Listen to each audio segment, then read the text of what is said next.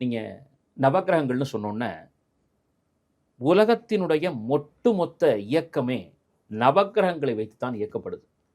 இவர்கள்லாம் யாருன்னு கேட்டிங்கன்னா, இறைவனுடைய தூதுவர்களாக, நமக்கு கொடுக்கப்பட்ட அந்த கர்மாவுக்கு அதிகாரிகளாக, நம்மை ஒவ்வொரு நாளும் கண்காணிப்பவர்களாக, நாம் செய்யக்கூடிய பாவ புண்ணிய பலனை அதற்கு ஏற்ற வகையில் திருப்பி தருபவர்களாக எல்லாமுமாக விளங்கக்கூடியவர்கள் நவக்கிரகங்கள் தான்.